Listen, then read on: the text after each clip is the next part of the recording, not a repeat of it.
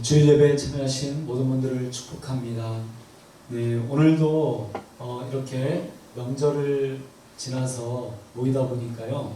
네, 아무래도 그렇지 않아도 이 코로나19 시대에 좀 우프다 그러죠. 우픈 그 단어 중에 하나가 확진자. 확 살이 쪘다고 해서 확진자라는 말이 있는데, 명절에 아무래도 여러 가지 기름진 음식들을 대하고 또 뭐 친척과 친지들을 만나다 보니까 그렇게 하나님을 예배하고 있지는 않은지 우리의 모습을 생각해 봅니다. 우리의 모습을 돌아봅니다. 그래서 우리의 몸이 뭐 확진자가 되는 것이 아니라 우리의 정말 영혼이, 우리의 영이 하나님 앞에 확진자가 되어서 정말 하나님을 바라보고 경외하는 그런 주일 예배가 되었으면 좋겠습니다. 우리의 믿음의 지체들을 또 가족들을 함께 축복하기 원합니다. 주위에 있는 분들에게 혹시 혼자 예배 드리시는 분은 자신을 향해서 주님의 이름으로 사랑한다, 축복한다. 옆 사람에게도 그렇게 나눠주셨으면 좋겠습니다. 주님의 이름으로 사랑합니다, 축복합니다.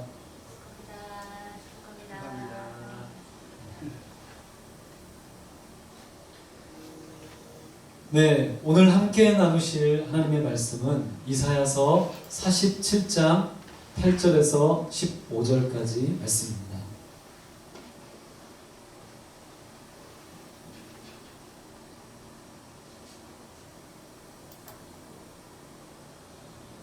이사야서 47장 8절에서 15절까지 말씀입니다. 다 함께 말씀을 찾아주시면 감사하겠습니다.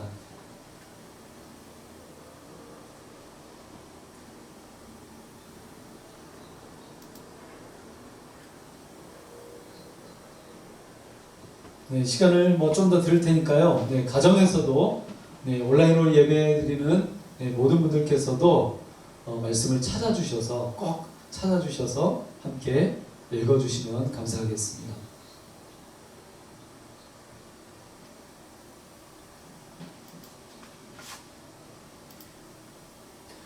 이사야서 47장 8절에서 15절까지 말씀입니다. 제가 먼저 한 절 읽고 그 다음 절 함께 읽어주시면 감사하겠습니다.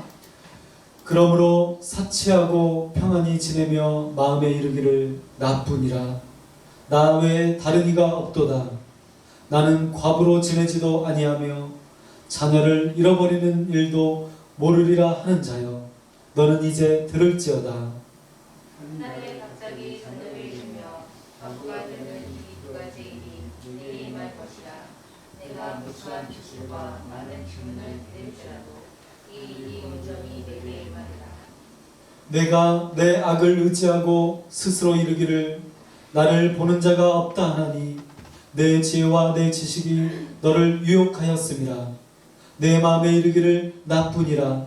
나 외에 다른 이가 없다 하였으므로 사랑이 내게 임하리라. 그러나 내가 그 근원을 알지 못할 것이며 손에다 내게 이르리라. 그러나 이를 물리칠 능력이 없을 것이며 하늘이 흡연히 내게 임하리라. 그러나 내가 알지 못할 것이니라. 이제 너는 젊어서부터 힘쓰던 주문과 많은 주술을 가지고 맞서보라. 혹시 유익을 얻을 수 있을는지, 혹시 놀라게 할 수 있을는지. 내가 내 계략으로 말미암아 피곤하게 되었다. 하늘을 살피는 자와 별을 보는 자와 수많은 산에 이루어진 자들에게 임하나 내게 임할 그 입에서 너를 구원하게 하려거라.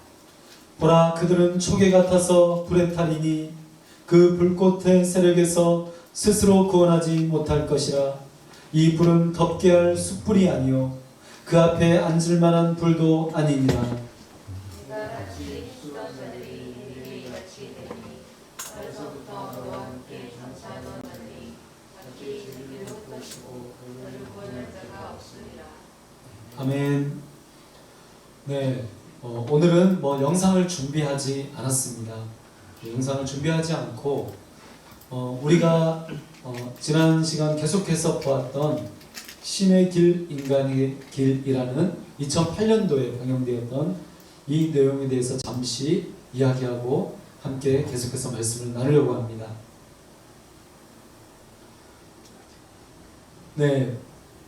미국을 기리고 USA 이 글씨를 새기고 그리고 미국인이었던 존 프롬을 믿고 그를 기다리는 사람들, 바로 남태평양의 비누아투 공화국의 타나섬에 살고 있는 사람들의 이야기를 우리는 영상을 통해서 지금까지 여러 차례 보았습니다. 우리는 이 영상을 통해서 여러분 많은 내용들이 있었지만 저는 아직도 이 내용이 기억에 납니다. 이 내용이 제 생각에서 떠나지가 않습니다. 여러분 어떤 내용인가요? 지난주에도 제가 말씀드렸던 것처럼 신을 쇼핑하는 시대, 바로 신을 쇼핑하는 시대가 되어버렸다는 것입니다. 여러분, 신을 쇼핑하는 시대라는 것은 무엇을 말하는 것입니까? 네, 우리가 돈만 있으면 마음대로 음식을 주문하고 또 음식을 고르고 또 마음대로 내가 원하는 곳에 가서 커피를 마시고 여러 가지 문화생활을 누릴 수 있습니다. 바로 취사 선택한다고 합니다. 내가 원하는 대로 내가 마음에 맞는 대로 고른다는 거죠. 그런데 신을 이렇게 쇼핑하는 시대가 되어버렸다는 것입니다.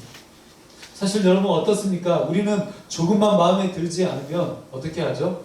지금 더구나 코로나19 비대면의 예배를 드리다 보니까 온라인 예배를 드리다 보니까 어떻게 합니까? 지금 여러 가지 통계에 의하면 많은 크리스찬들이, 많은 그리스도인들이 본인의 교회의 그 영상으로 예배를 드리는 것이 아니라 내 마음에 원하는 대로 내가 좀 들어보고 싶은 대로 다른 교회, 다른 영상에 접속해서 그렇게 예배를 드리고 있다고 합니다. 물론 이것이 신을 쇼핑한다라고 말할 수는 없을 것입니다. 여러분 그런데 제가 말씀드린 이 예를 통해서 우리가 생각해 보는 것은 내 마음에 조금만 맞지 않으면, 내 눈에 조금만 충족되지 않으면 여러분 어떻습니까? 우리는 그냥 그저 그렇게 내 마음에 원하는 대로 이동하거나 또 내가 원하는 대로 그렇게 행동한다는 것입니다. 그래서 신에 대한 그런 관념이, 신에 대한 생각이 고정되어 있지 않고 너무나 내 중심으로 생각하고 내 중심으로 움직이고 내 중심으로 판단하는 시대가 되어버렸다는 것입니다. 그래서 영국에서도 이미 10여 년 전에 그렇게 대다수의 수많은 사람들이 이야기합니다. 신은 존재하지 않는다. 여러 가지 상황과 그 모습을 볼 때, 교회들의 모습을 볼 때, 믿는 자들의 모습을 볼 때에도 신은 존재하지 않는다. 신을 쇼핑하고 있다라고 이렇게 이야기합니다. 그리고 이 프로그램에서 결국 말하고 싶은 이야기는 여러분 어떤 것이었습니까? 이 영상에서는 결국 종교가 인간의 문제를 해결해 주지 못한다는 것입니다. 대부분 선진국이 되면, 문명이 발달하면 종교는 굉장히 낮은 수치를 보인다고 합니다. 그런데 예가 있었죠. 그 예의 나라 어디입니까? 바로 미국입니다. 미국은 굉장히 기독교가 발달한 나라입니다. 그런데 그럼에도 불구하고 이 기독교가 굉장히 대다수를 차지하고 많은 청소년들이 성경을 문자 그대로 믿는 그런 나라임에도 불구하고 오히려 자살률, 살인율 이런 것들이, 범죄율이 굉장히 다른 나라에 비해 높은 나라가 바로 미국이라는 것입니다. 그래서 이 프로그램에서는 종교가 인간의 문제를 해결해 주지 못한다. 그래서 타나섬에서 존 프롬을 믿는 사람들처럼 기독교도 혹은 다른 종교들도 그렇게 믿고 있는 것은 아니냐라고 그렇게 말하고 있습니다. 여러분 이렇게 말하고 있는 그 배경 가운데 저는 이 네 단어를 지난주에 이어서 다시 한번 말씀드리려고 합니다. 어떤 단어죠? 성공, 권력, 힘, 돈. 여러분 이 네 단어는 사실 21세기를 살아가고 있는 우리들에게, 그리고 1700여 년 전 이스라엘가 활동했던 그 시대에도 사람들의 인생과 삶을 올가매고 있었다는 것입니다. 그래서 이 성공, 권력, 힘, 돈, 이 네 가지 단어는 함께 교차되어 있다는 것이죠.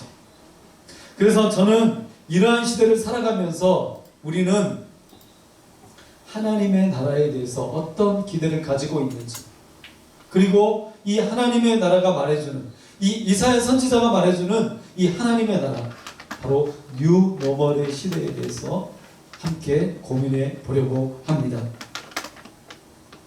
그래서 오늘 제가 핵심 단어로 선택한 것은 기준이라는 단어입니다.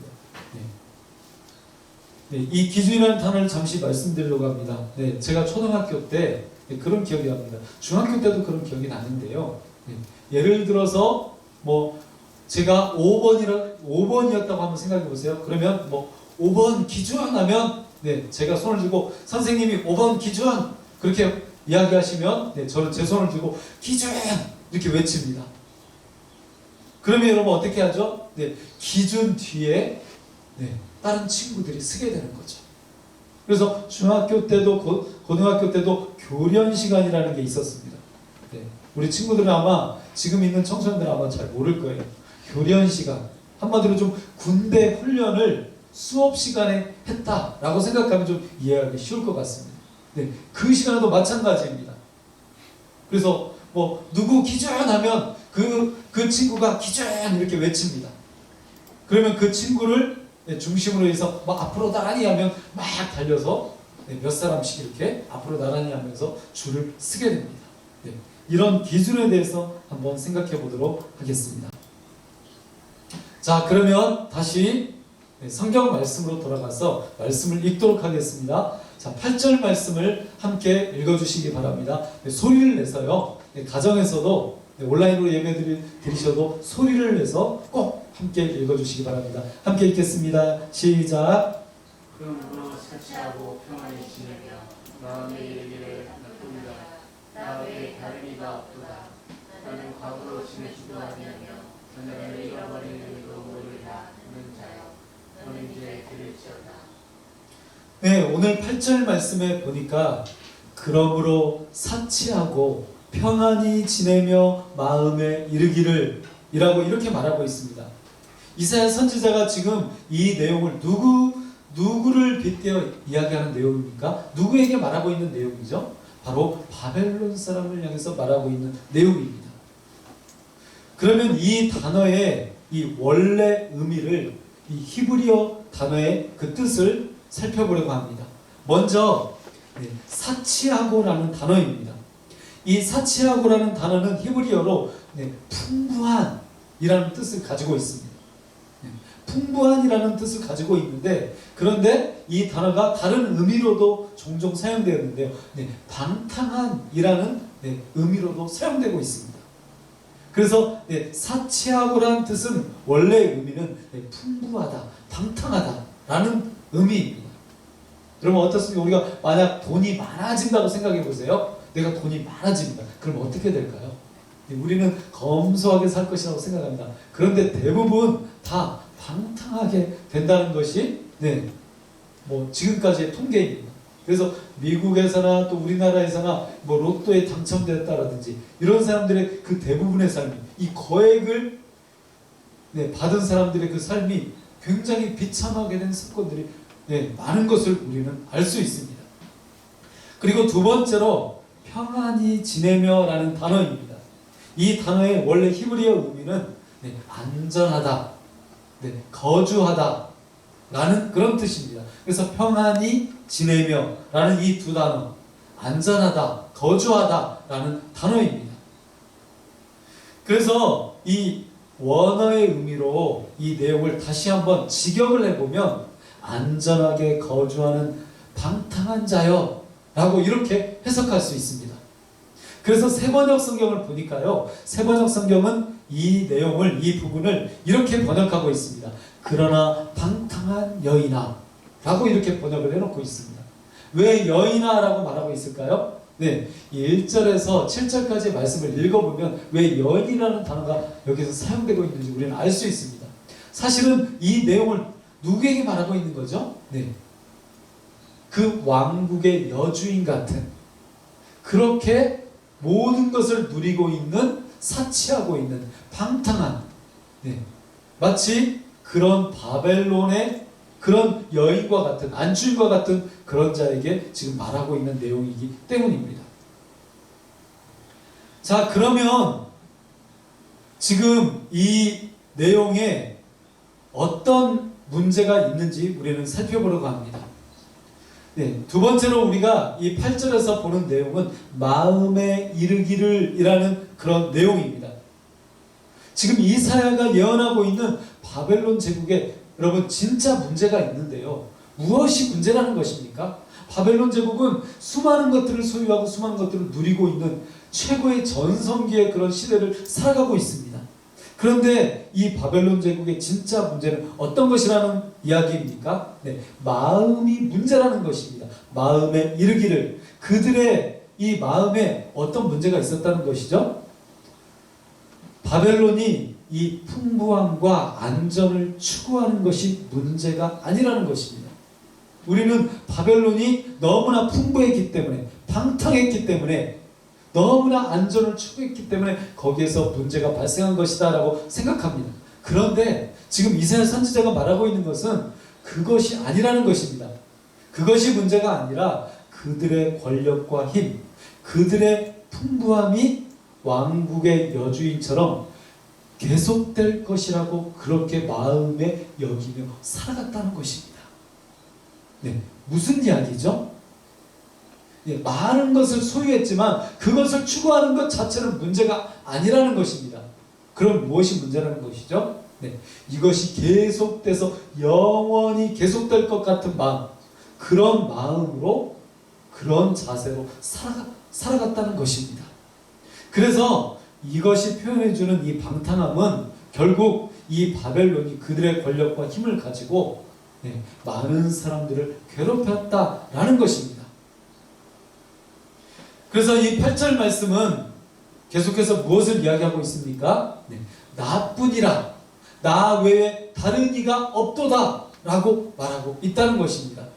이 바벨론의 이 방탕한 마음을 한마디로, 한 문장으로 이사야 선지자는 이야기하고 있습니다. 자, 한번 따라서 해볼까요? 나뿐이다. 나뿐이다. 네, 나뿐이다. 나뿐이다. 나 외에 다른 이가 없다. 나 외에 다른 이가 없다. 네, 여러분 지금 누가 이 이야기를 하고 있다는 것입니까? 바벨론 사람들이 이 이야기를 하고 있다는 것입니다.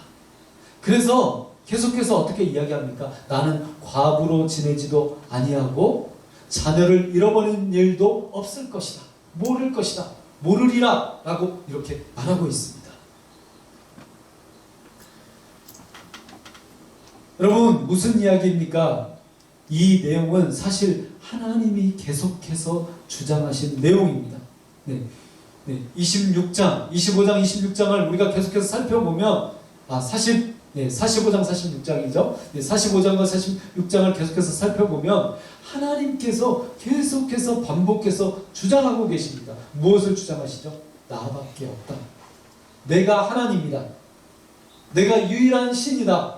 너희를 도울 자 나밖에 없다. 그렇게 계속해서 하나님은 반복해서 말씀하고 있습니다. 그런데 지금 이것을 누가 주장한다는 거죠?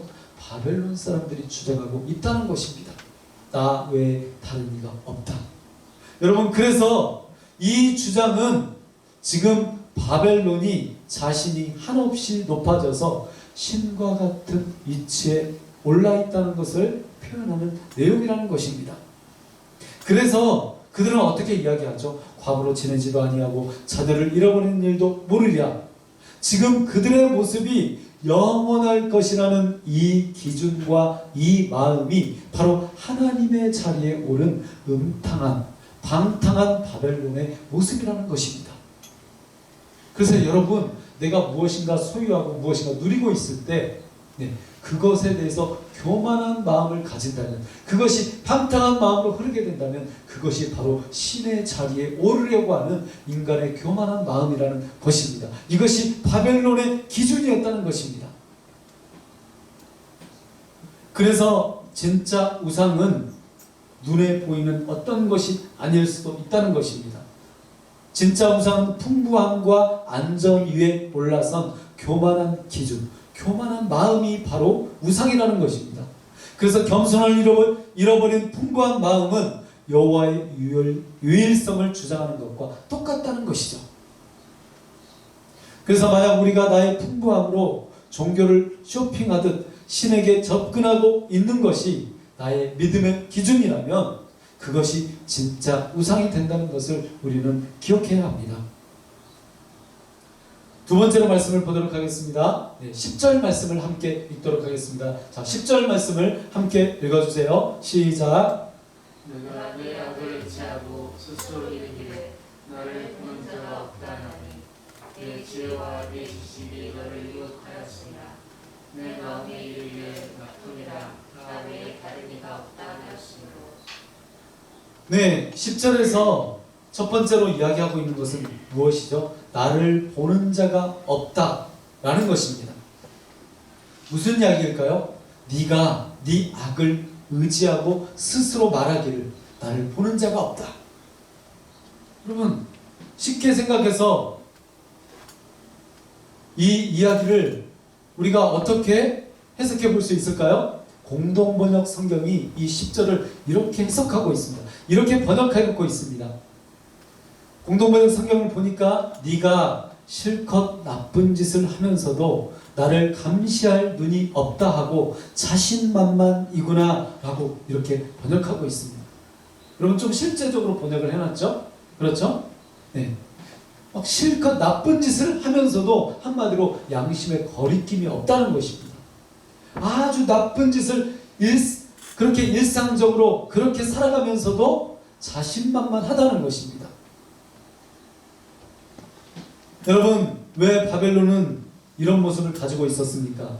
당시 바벨론은 강력한 군대, 신무기를 가지고 있었고 건축술은 세계 최고였습니다. 그리고 그 당시 점성술과 천문학이 발달해서 실제로 미래를 예측하고 상황을 파악하는 일에 굉장히 탁월했다고 합니다. 그들은 한마디로 말해서 부족한 것이 하나도 없었기에 악한 일을 서슴없이 저질렀습니다. 그래서 우리가 이 47장 이 전반부를 보면 심지어 노인들에게까지 학대를 서슴없이 자행했다는 것을 우리는 알 수 있습니다. 그래서 이사야서 14장 13절 14절은 13절과 14절 말씀은 이들의 이 모습에 대해서 아주 중요한 이야기를 하고 있는데요. 이 말씀을 함께 읽어보도록 하겠습니다. 이사야서 14장 13절과 14절 말씀입니다. 화면에도 보여드리고 있는 내용입니다. 함께 읽겠습니다. 시작. 내가 내 마음에 이르기를 내가 하늘에 올라 하나님의 목전을 위해 내 자리를 높이리라. 내가 북극 지폐의 산 위에 앉으리라. 가장 높은 구름에 올라가 지극히 높은 자를 높아지리라 하니라. 네, 여러분, 이 내용을, 이 말씀을 우리는 흔히 누구에게 적용합니까? 사탄이 그렇다. 네, 그렇게 많이 적용합니다. 그런데 사실상 이 말씀은 누가 누구를 향해서 하고 있는 말씀입니까? 하나님께서 이사야 선지자를 통해서 바벨론 사람들에게 하고 있는 말씀입니다. 그래서 이 말씀만 우리가 다시 한번 읽어보아도 바벨론의 자신감이 어느 정도였는지 우리는 해석할 수 있습니다. 그들의 자신감은 한마디로 말해서 신과 동급이었습니다. 하나님과 동급이었습니다. 그래서 그들의 기준은 오히려 하늘을 찌를 정도였다고 우리는 그렇게 살펴볼 수 있습니다. 그리고 10절에서 두 번째로 이야기하고 있는 것은 무엇입니까? 내 지혜와 내 지식이 너를 유혹하였다. 나뿐이라 나 외에 다른 이가 없다라는 이런 표현입니다. 먼저 이 말씀을 공동번역 성경으로 읽어보겠습니다. 너는 지혜로운 채 세상 일을 다 아는 채하며 이 세상엔 나밖에 없다고 하다가 죄께 넘어가리라. 여러분, 이사야 선지자는 이러한 바벨론의 자신감을 다시 한번 여호와 하나님이 주장하는 것과 동일선상에 놓고 그렇게 판단하고 있습니다. 그렇게 이야기하고 있습니다. 지금 바벨론은 지혜와 지식이 풍부하고 넘쳐서 막힌 것이 아무것도 없고 두려운 것이 하나도 없습니다. 그들의 점성술과 천문학, 그들의 지혜와 지식은 절대적이었고 세계 최고였습니다. 당시로서는 그들의 기준은 오직 바벨론이었습니다. 한마디로 말해서 세상의 중심은 누구라는 것이죠? 바벨론이었다는 것입니다. 가장 높은 바벨탑을 건축한 것도 역사적 그 사료에 의하면, 우리가 보았던 그 영상에 의하면 그들이 가장 높은, 그 당시에 가장 높은 탑 바벨탑을 건축했다라는 이러한 모습도 무엇을 표현한 것이라고요? 그들의 자신감을 표현한 것입니다. 그래서 우리는 여기에서 바벨이 왜 하나님을 대적하는 인간의 모습을 표현하는 대명사가 되었는지 다시 한번 배우게 됩니다. 결국 지혜와 지식의 부요함, 그 자신만만한 기준은 하나님을 대적하는 우상임을 우리는 반드시 기억해야 합니다. 마지막 세 번째로 말씀을 보도록 하겠습니다. 13절 말씀을 함께 읽도록 하겠습니다. 13절 말씀 함께 읽어주세요. 시작. 내가 나는 계략으로 말미암아 피곤하게 되었도다. 하늘을 살피는 자와 별을 보는 자와 주하는 날에 예고하는 자들에게 이르나 내게 임할 그 일에서 너를 구원하게 하여라. 네, 오늘 읽은 말씀에서, 이 13절 말씀에서 보니까 아주 눈에 띄는 내용이 있습니다. 하늘을 살피는 자, 별을 보는 자, 초하룻 날에 예고하는 자, 이 세 종류의 사람을 말하고 있습니다. 여러분, 이것은 무엇을 말하는 것이죠? 바벨론은 점성술과 천문학이 극도로 발달했다는 것입니다. 그래서 하늘을 살피는 자, 별을 연구하는 자, 그리고 초하룻 날에 어떤 일이 있을지 예고하는 자, 이런 자들이 있었다는 것이죠. 그래서 지금의 21세기 디지털 시대로 비교할 만큼 엄청나게 진보된 첨단 기술력을 가지고 있었던 나라가 당시 바벨론이었습니다. 그래서 전쟁에서 유다가 지는 것은 불보듯 뻔한 일, 정말 당연한 것이었습니다. 왜냐하면 최고의 군사력을 그들은 가지고 있었습니다. 여러분, 영상을 통해서 우리가 잠시나마 보았죠. 그들이 이 예루살렘 성을 공략할 때 어떻게 공략하죠? 우리가 영화를 통해서도 보았던 것처럼 어떤 기구를 이용합니다. 아주 큰 기구를 이렇게 젖혔다가 거기에 불을 묻힌 그런 덩어리를 쏘아서 그 성을 향해서 발사합니다. 또 그 벽을 향해서 발사합니다. 그럴 정도로 굉장히 군대도 엄청난 그런 첨단 기술력을 가지고 있었다는 것입니다. 그래서 여러분, 2700여 년 전 바벨론 시대나 지금이나 인간은 기술과 점술에 의지합니다. 그래서 우리는 지금도 하늘을 살피는 자, 별을 보는 자, 예고하는 자를 찾습니다. 바벨론 시대나 지금이나 인간은 기술과 점술의 정교력을 의지하고 있습니다. 이것을 우리의 생활 속에서 찾아보면 바로 스마트폰과 비슷합니다. 21세기 디지털 시대에 우리는 기도하는 것보다, 성경을 보는 것보다, 하나님의 뜻을 구하며 묵상하는 것보다 스마트폰 보는 것을 더 중요하게 여깁니다. 그래서 사실 우리가 한번 생각해 보면, 어찌 보면 하나님 없이는 살아도 스마트폰 없이는 살지 못합니다. 여러분, 아니라고요? 여러분, 그런데 실제로 그렇습니다. 성경이 없어도, 기도가 없어도, 예배가 없어도 우리는 너무나 잘 살지만 스마트폰의 정보력 없이는 잘 살지 못합니다. 성경을 안 보았어도, 기도를 안 했어도 정말 전혀 두렵지 않은데 여러분, 스마트폰이 없으면 어떻습니까? 불안해집니다. 그래서 저는 이렇게 성경과 멀어지고 하나님과 멀어진 대신 그 마음과 그 자리를 차지한 첨단 디지털 문명의 세계가 신바벨론의 시대라는 그런 생각이 듭니다. 여러분, 그래서 지금 우리가 살아가고 있는 이 시대를 신바벨론 시대다라고 그렇게 생각해 보고자 합니다. 그렇다면 여러분, 신바벨론의 시대는 어떻습니까? 여전히 성공과 권력과 힘과 돈이 최고라고 말한다는 것입니다. 하나님 따위는 필요 없다는 것이죠. 왜냐하면 내가 기준이니까. 그런데 이사야는 지금 그런 엄청난 정보력과 권력과 힘을 가진 바벨론을 향해서 너에게 임할 그 일에서 너를 구원해 보라. 13절 말씀에 내게 임할 그 일에서 너를 구원해 보라 라고 이렇게 도발하고 있습니다. 무슨 말이죠? 이사야 선지자는 지금 하나님의 메시지를 그 당시 세상의 기준이었던, 세상의 중심이었던 이 바벨론을 향해서 어떻게 말한다고요? 네가 세상의 기준이라고? 네가 세상의 표준이라고? 그렇다면 장차 너에게 임할 그 일에서 너를 한번 구원해봐. 그렇게 말하고 있다는 것이죠. 지금 이사야 선지자는 하나님의 메시지를 담대하게 전하며 세상의 권력에 맞짱을 뜨고 있습니다. 왜냐하면 이사야는 하나님의 통치와 그 나라를 보았기 때문입니다. 그래서 진짜 믿음은 보여지는 권력과 힘을 쫓아가지 않습니다. 그것을 따라가지 않습니다.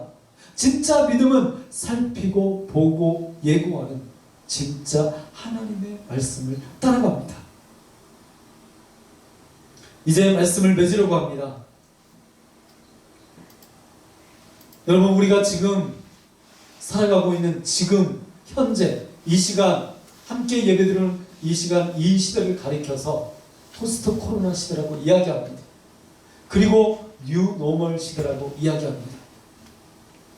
우리는 지금 웬만한 각종 질병을 다 잡아내고 치료하는 시대, 주사 한 방만 맞으면 주름이 다 펴지는, 주름을 없애는 시대, 얼굴과 몸을 성형하여 아름다움을 과시하는 21세기의 신바벨론 시대에 살고 있습니다. 우리는 지금 단 몇 초 만에 전 세계의 소식을 파악하고 공유하는 초스피드 시대를 누리고 있습니다. 그런데 불과 얼마 전 우리는 코로나19 같은 전염병이 전 세계를 뒤집어 놓고 우리를 비대면의 시대, 언택트의 시대로 이렇게 꽁꽁 묶어 놓을 것을 전혀 예상하지 못했습니다. 그래서 지금의 시대를 코로나 이전과 코로나 이후로 그렇게 나누어서, 그렇게 구분해서 새로운 기준이 되는 포스트 코로나 시대, 뉴 노멀 시대로 그렇게 부르고 있습니다. 여러분, 그래서 포스트 코로나 신 바벨론의 시대는 멈춤의 시대라고 말할 수 있습니다. 접촉할 수 없는 비대면의 시대라고 그렇게 말할 수 있습니다. 왜냐하면 바벨론은 내가 기준이 되어버렸고, 그리고 코로나는 코로나가 기준이 되어버렸기 때문입니다. 이러한 시대적 현상과 구분이 말해주는 것은 코로나 이후의 시대는 이전과는 다르게 살아야 한다는 것입니다. 우리가 예전처럼 살면 안 된다는 것을 말해주는 것이기도 합니다. 그래서 여러분, 포스트 코로나 시대, 뉴 노멀 시대가 지금 우리에게 무엇을 요구하고 있습니까? 하나님은 우리에게 무엇을 요구하고 있습니까? 기준을 바꾸라는 것입니다. 시간이 흐르고 역사가 바뀌어도 나는 하나님이다, 나 외에 다른 이가 없다 라는 이 말씀, 이 기준, 여러분, 이 기준을 우리는 회복해야 한다는 것입니다. 그래서 이 기준이야말로 어떤 시대에나 어느 누구에게나 항상 새로운 기준이 되어야 한다는 것입니다. 그래서 여러분, 오늘 이 말씀을 통해서 바로 하나님이 여러분의 기준이 되고, 여러분의 삶의 그 기초가 되고, 여러분의 모든 인생과 삶을 바꾸는 그런 새로운 표준이 되는 그러한 시대가 되시기를 예수 그리스도의 이름으로 간절히 축원합니다. 함께 기도하겠습니다.